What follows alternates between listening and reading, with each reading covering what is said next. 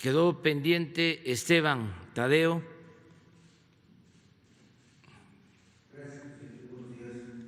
Esteban Durán, México Publica Diario y Jalisco Publica Diario.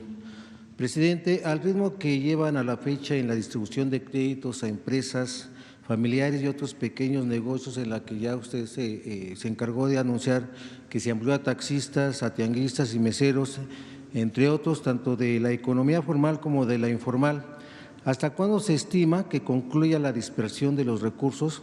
Pues se trata de 4 millones de créditos y al parecer hay una distribución de entre 7 y 10 mil diarios. ¿Se alcanzará la meta de proteger al 70% de la población de escasos recursos a tiempo, es decir, dentro del periodo que abarcará pandemia, o será cuando el semáforo se ponga en verde para reanudar todas las actividades en los más de 2.500 municipios? Por otra parte, presidente, las medianas y grandes empresas que se han visto afectadas por esta pandemia y que han solicitado las prórrogas fiscales y que de cierta manera se les han negado, esos al llegar a la nueva realidad están en riesgo de desaparecer. Esa es la preocupación que tienen. ¿No cree usted que es real este riesgo de extinción y que sus demandas de apoyo fiscal no tienen nada que ver con un rescate como el que usted ilustra todos los días en crisis anteriores? ¿No habrá un espacio para la reflexión y aceptar que podrían tener plazos para pagar sus impuestos tan luego puedan recuperarse de la profunda crisis económica, la que ha sido comparada con la del 29, que pasaron décadas para que se pudieran recuperar económicamente? Miren, yo voy a seguir insistiendo en cómo es la nueva estrategia de recuperación económica. Antes se pensaba primero en los de arriba. Desde luego se usaba como excusa el crecimiento de la economía y se hablaba de la pequeña y de la mediana empresa, cuando en realidad era a los grandes a los que se les daba trato preferencial, ya sea con medidas fiscales o con rescates, con condonación de deudas que se cargaban a todo el pueblo. Todos teníamos que pagar las deudas de las grandes corporaciones. En el modelo neoliberal se decía que si llovía fuerte arriba, goteaba abajo, como si la riqueza fuese contagiosa. Ahora, de manera opuesta, estamos empezando primero por los de abajo, con la base de la pirámide, para fortalecer la capacidad de consumo, no solo por cuestiones humanitarias, sino porque al tener la gente ingresos, se fortalece la capacidad de compra y se beneficia de esa manera la industria y el comercio. Si caemos en una crisis de consumo, entonces sí, no salimos. Por eso lo que estamos haciendo es apoyar de abajo hacia arriba y en la pirámide poblacional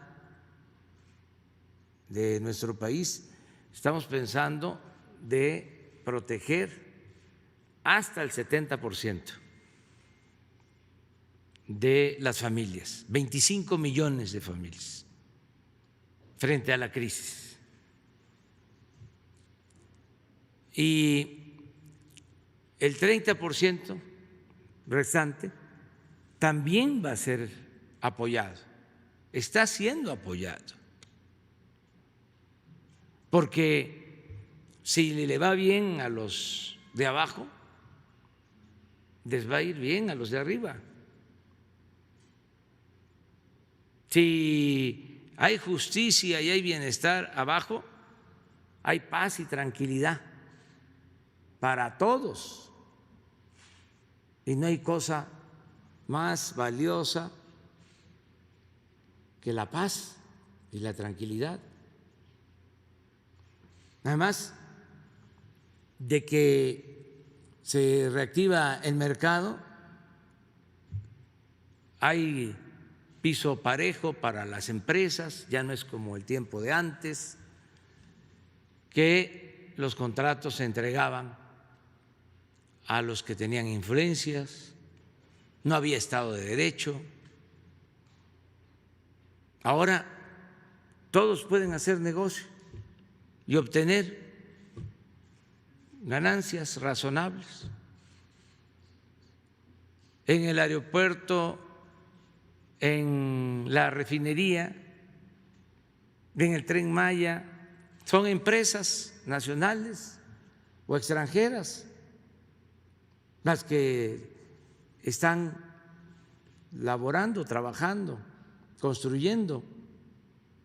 Y algo que también es muy importante, hemos logrado el que se apruebe el Tratado de Libre Comercio en esta nueva etapa,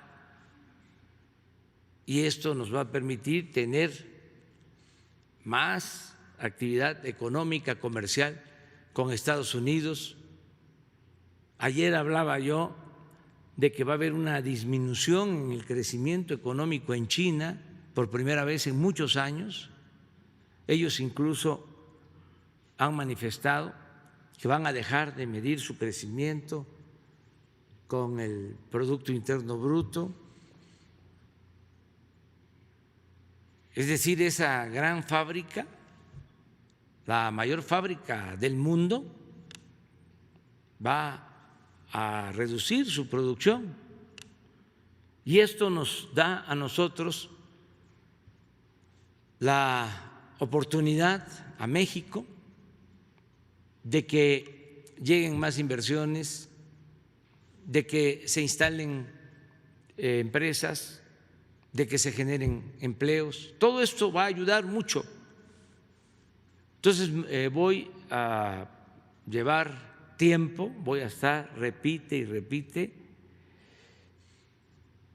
cuál es este modelo nuevo, porque quiero convencer, persuadir a los sectores de más ingresos que es lo que nos conviene a todos. Si seguimos de esta manera, vamos a lograr la recuperación, y a las pruebas me remito, acepto el desafío, porque lo otro era irnos por la fácil de solicitar crédito, endeudar más al país. Como no contratamos créditos nuevos, no hay endeudamiento como política, como no hay condonación de impuestos, como no hay rescates, pues no les gusta. Pero para el sector productivo es lo mejor que tengamos finanzas públicas sanas y que no nos endeudemos. A mí me gustaría que se analizara el caso de Argentina, que es el más reciente. Ahí, aplicando la política neoliberal de manera ortodoxa, estaba mal la economía argentina, desde hace 5 años, el anterior gobierno, el anterior presidente. Entonces, ya con síntomas de debilidad económica y financiera, le autorizan contratar créditos. El mismo Fondo Monetario Internacional, incluso fondos de inversiones, a sabiendas de que estaba mal la economía, deciden otorgar más créditos y se convirtió en un barril sin fondo. ¿A qué llevó ese comportamiento? A una tremenda crisis, muy cercana a la bancarrota. Ahora, en estos días, está la negociación sobre la deuda de Argentina. Y hasta donde sé, y ojalá y se llegue a un acuerdo, tiene que haber cuando menos una disminución de la deuda, una quita de la deuda de Argentina del 50%, para que pueda salir, porque si no, no tendría capacidad de pago, no tendría solvencia. Entonces, nosotros no vamos a hacer eso, no vamos a actuar como se decidió hacerlo hace 5 años en Argentina, aunque no les guste a los organismos financieros internacionales, aunque no les guste a las calificadoras, aunque no les guste a los defensores del modelo neoliberal, aunque el proceso diga que estamos asfixiando la economía nacional. Son visiones distintas. Esa es una concepción neoliberal pura. Nosotros queremos mantener sanas las finanzas, no endeudar, y estamos seguros que vamos a salir si actuamos con eficiencia, con justicia y con honestidad. Esto nunca se había llevado a la práctica, porque además siempre que se hablaba de enfrentar una crisis, se hacía todo con los mismos intermediarios financieros. Ahora es totalmente distinto. En el caso del crédito a la palabra, es 1 millón de créditos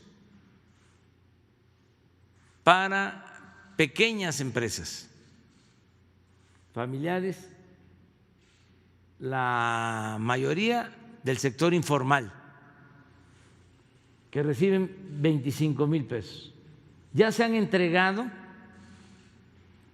329,000 de esos créditos. ¿Cuándo empezamos? Hace un mes.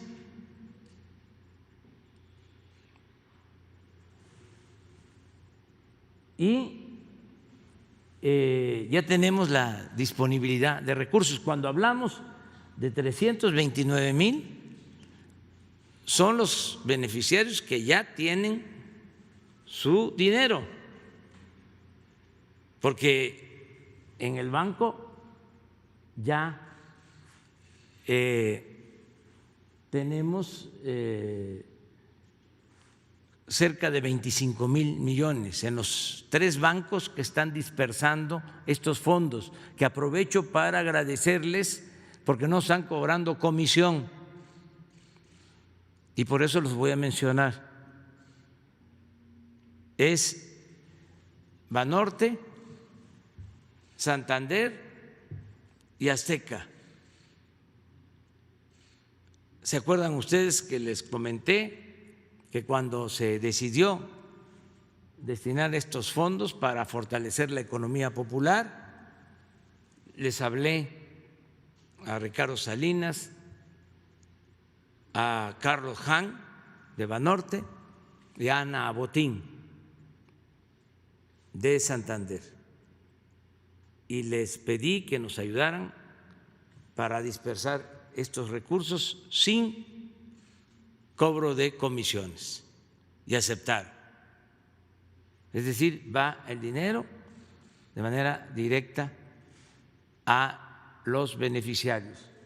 También no se ha avanzado más porque hay un calendario para que no se llenen las sucursales por la sana distancia, pero yo considero que a más tardar a mediados de junio ya dispersamos todo ese fondo.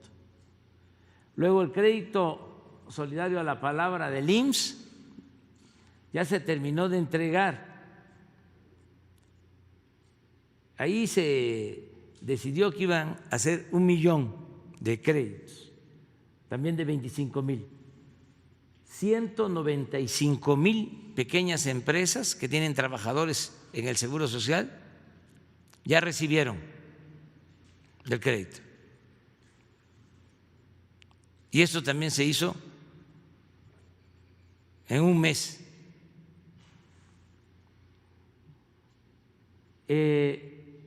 Los 800,000 que faltan son como 50, 60,000 también para el seguro, para trabajadores y trabajadoras domésticas, y para los que están inscritos en el Seguro Social de manera individual.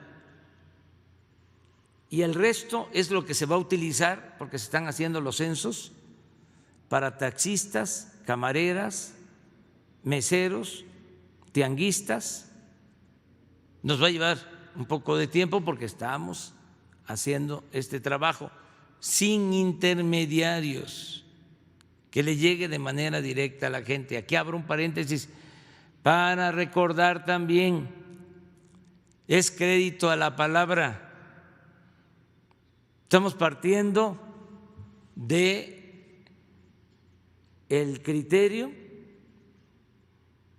que el pueblo de México es honrado, que la mayor riqueza de México es la honestidad de su pueblo. Por eso no se pide ninguna garantía más que la palabra. Y esto aplica para estos créditos y para todo, porque así son los créditos ya para la vivienda, a la palabra. Ellos, quienes reciben estos créditos, van a ir abonando mes con mes 800 pesos, alrededor de 800 pesos, 3 años. Entonces, sí hay facilidades para que puedan pagar. En las tandas, lo mismo. La tanda, la diferencia con los otros créditos es que como son montos menores de 6,000, 10,000, 15,000 pesos, ahí no hay interés, es sin interés el crédito. En los otros dos, tanto el crédito a la palabra como el solidario del IMSS, para los pequeños empresarios, empresas familiares, es 5.5% anual la tasa, la más baja que pueda encontrarse en el país. Caso de las tandas, ahí va, también avanzando. Los créditos personales del ISSSTE a los trabajadores al servicio del Estado también se va avanzando, 98,000 entregados. El crédito de vivienda para Foviste, 3,994 entregado. Crédito para vivienda Infonavit, que son entregas de recursos personales. Aquí también abro otro paréntesis. Ya nada de que se requiere asesor, consejero, administrador, técnico, ingeniero, necesariamente arquitecto. Ya no hay intermediación. El dinero es para el trabajador y el trabajador decide si contrata a un ingeniero, a un arquitecto, a un maestro de obra. Él maneja su dinero. No es una empresa, no es una inmobiliaria para que le rinda su crédito.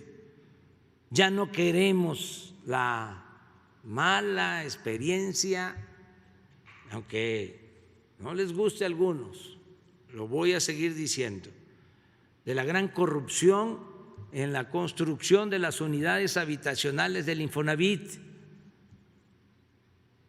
que se hacían en lugares apartados, en barrancas, en cerros, sin servicios de transporte, inaccesibles, y huevitos de 30 metros cuadrados que cobraban carísimo, porque la mayor parte del crédito era ganancia para las inmobiliarias vinculadas a políticos,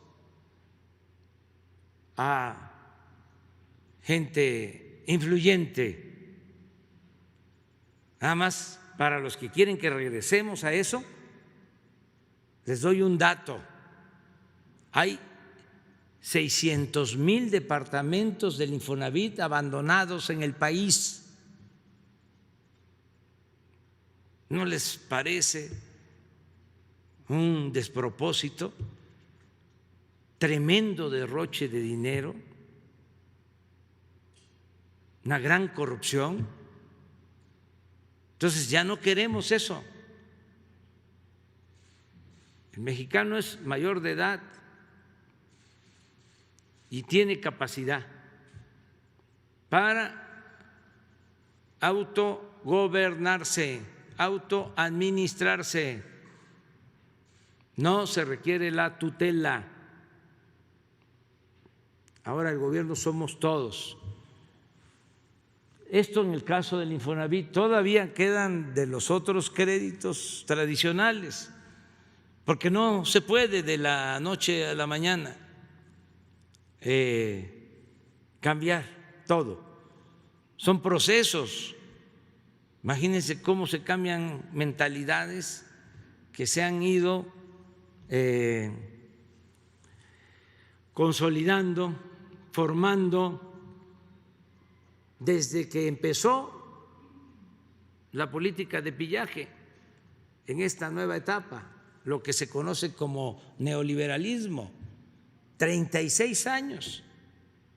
Así, además, los formaron en las escuelas a los de las nuevas generaciones. No les enseñaron más que fórmulas para hacer negocio. Quitaron hasta el civismo, quitaron la ética. No había en las universidades nada que tratara el gran tema, el importante tema de la corrupción en México. No se consideraba eso un problema, ni en las universidades, ni en la academia, ni en la investigación. Por eso el choque ahora, por eso no se entiende. Afortunadamente, y eso se tiene que seguir diciendo, la corrupción se da fundamentalmente arriba. Abajo es distinto. se conservan valores. Hay una gran reserva de valores culturales, morales, espirituales en nuestro pueblo, en las familias. Por eso llegaron estos a decir de que la corrupción era parte de la cultura del pueblo de México. Imagínense el absurdo, la ofensa. Entonces, ahora es distinto, toda la confianza al pueblo.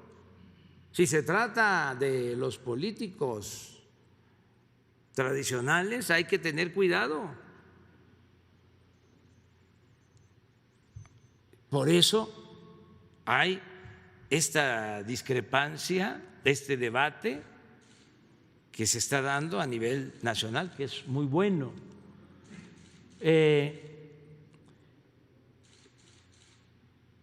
Y ahí están también los créditos de nómina de Fonacot que acaban de integrarse. Ahí estamos comenzando. Pero yo considero que para finales de este mes, para finales de esta semana, ya le llegamos al 1,000,000 de créditos. Y hasta ahora 45,000 millones de pesos dispersados. Pero vamos a aumentar. Y en el transcurso del año vamos a entregar los cerca de 4 millones de créditos. Y nos vamos a apurar porque entre más pronto tenga la gente el apoyo, mejor, para darles seguridad, que estén tranquilos sin la incertidumbre que prevalece en épocas de crisis y que todos iniciemos la reactivación de la economía, de haya bienestar en el país. Entonces, esto es lo que estamos haciendo. Esta es nuestra estrategia y lo único que pediría pues es que esperemos a ver resultados. Ayer hablaba yo de que ya hay signos favorables. Tengo información de que no va a ser el mismo monto de remesas que en marzo, porque fue récord, 4,000 millones de dólares, pero estimo que van a llegar, o mejor dicho, que las remesas que llegaron en abril van a sumar alrededor de 3,000 millones de dólares, que va a ser más que lo que recibimos en enero y en febrero. De todas maneras, me gustaría también mostrarles, a ver si se puede, un cuadro de la recaudación hasta el viernes. A ver si lo tienen, que se los manden. Miren, es un milagro. Tenemos un aumento en la recaudación con relación al año pasado del orden del 3%. Creo que un poco menos, 2.5, 3%. ¿Pero qué significa? Para decirlo con claridad, que de enero a mayo del año pasado, en comparación con enero y mayo del año pasado, ahora enero, mayo, a pesar del coronavirus, tenemos 100,000 millones de pesos más de recaudación. Hasta el viernes. 100,000 millones de pesos más. ¿A qué se debe? Sí, hay crisis económica mundial por el coronavirus. Si tuvimos que parar la actividad productiva, para cuidar la salud de todos. ¿Por qué? Sí, 2.6. Préstame. ¿No la pueden agrandar? Sí.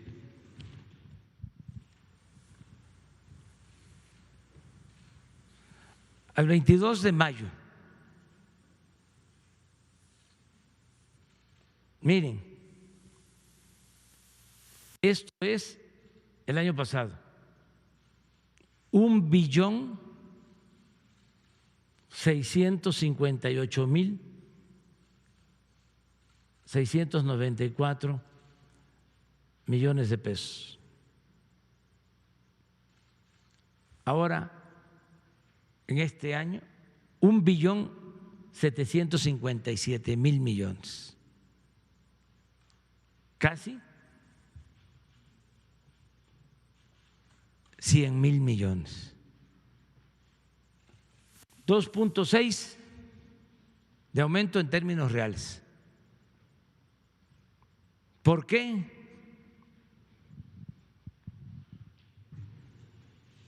Porque la gente nos está ayudando,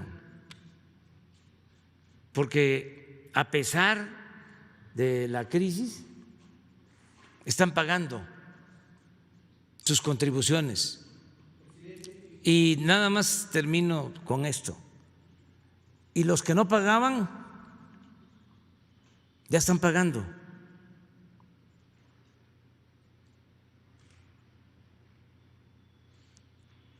Porque ya cambiaron las reglas. Ya saben que no hay condonaciones, ya no hay agarradera que funcione, ya no hay influyentismo. Y grandes corporaciones están pagando. A eso se debe, que todos están cumpliendo con su responsabilidad. Miren, el impuesto sobre la renta,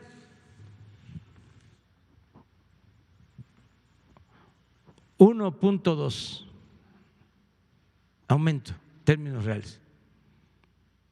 Vamos a terminar mayo, que nos queda esta semana, y desde luego que es posible que baje, porque se está resintiendo más la crisis.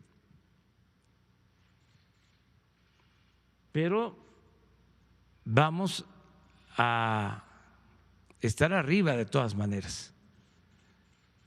Y esto es IVA, 6.2. ¿Qué les hablaba del consumo? De la importancia de fortalecer el consumo. Es cosa de preguntarle a Chedraui, a Walmart, a Oxxo, ¿cómo están las ventas? A pesar de la pandemia. Porque hay recursos abajo. Esa es nuestra apuesta, pero comentabas algo. Es que no es deuda pública, es apoyo gubernamental, avalado obviamente por el gobierno federal, para que las empresas puedan salir adelante ante esta situación que se les está presentando, porque hay que pagar obviamente los impuestos, hay que pagar luz, todos los demás, los insumos que tienen que generar y que además tendrían que pagar la nómina a sus trabajadores. Entonces ellos dicen que no quieren ningún beneficio gratis, quieren el apoyo del gobierno para poder solventar esa crisis. E incluso pues ellos van a pagar sus intereses, ellos van a pagar el préstamo, el crédito que se les pueda otorgar sin ningún problema, pero sí solamente para que ellos puedan salir de este atolladero. Pues en este caso lo lamento mucho, porque puede ser cierto todo lo que tú planteas, pues, o lo que proponen algunos, pero no queremos establecer la cultura del no pago. Y a veces pues se tiene que aplicar por parejo una medida. Es que han abusado con eso. Imagínense si yo, cuando inicia la crisis, es interesante lo que estás planteando, y además qué bueno que sale el tema. Me vinieron a ver los representantes del sector empresarial para plantearme eso, que yo otorgara una tregua en el pago de impuestos a las empresas.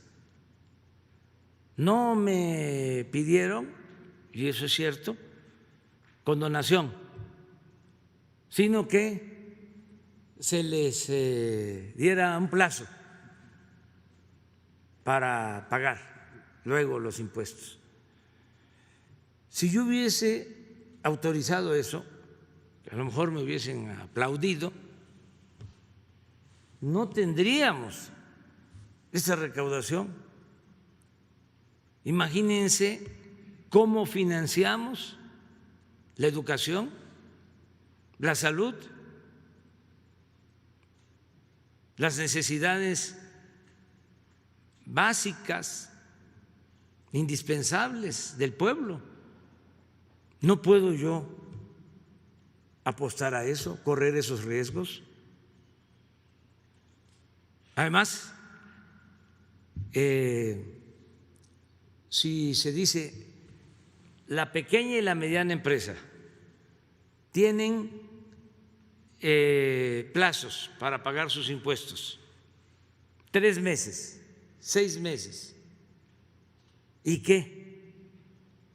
¿No se van a colar, como se dice coloquialmente, los de arriba?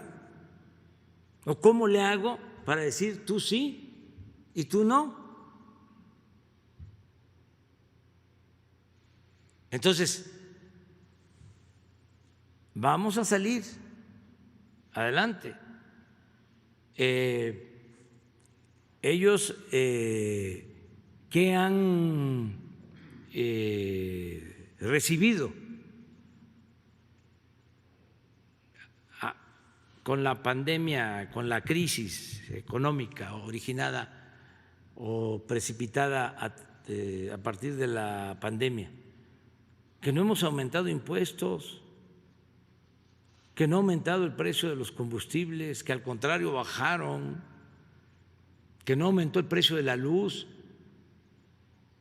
Si estuviesen gobernando los neoliberales, de inmediato créditos y aumentos en impuestos y más gastos en el gobierno, lujos en el gobierno. Ahora no, es distinto. Y yo tengo confianza de que todas las empresas van a salir adelante, todas.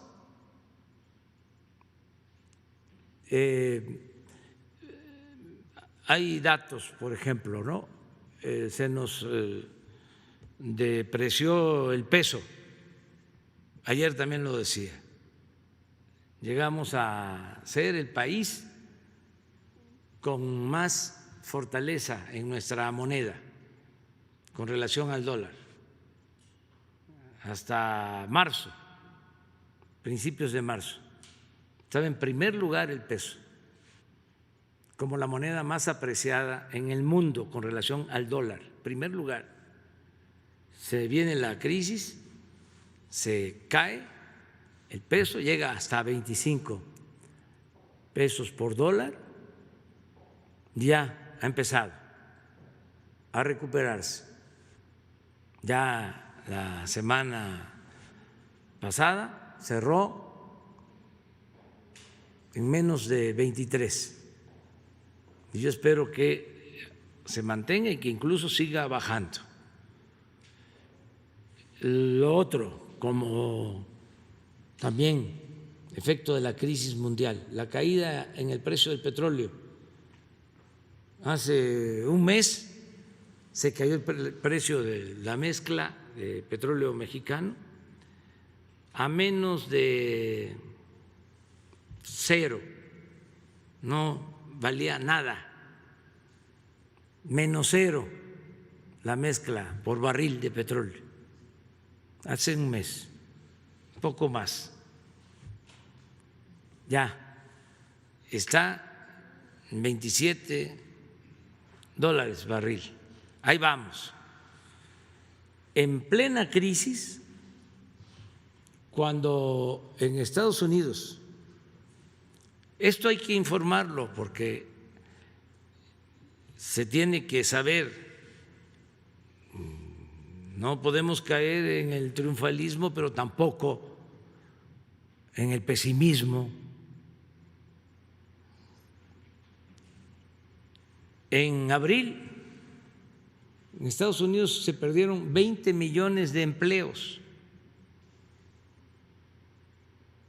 20 millones de empleos, claro. La economía de Estados Unidos es muchísimo más grande que la economía mexicana. Nosotros perdimos 550,000.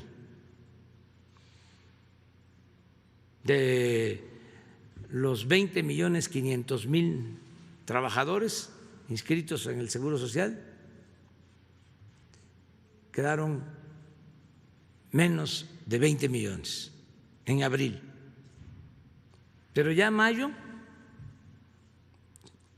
ya calculamos que la pérdida va a disminuir a 400,000. Ese es mi pronóstico. Y a partir de junio va a seguir disminuyendo y ya vamos a empezar la recuperación. En total, lo dije ayer, se van a perder, ese es mi pronóstico, alrededor de 1 millón de empleos. Pero tenemos un plan para crear 2 millones de empleos nuevos. Y con la reactivación de la economía, yo espero que para finales de año estemos otra vez creciendo en mejores condiciones. Soy optimista y creo en la gente, creo en el pueblo, creo en México, ¿sí?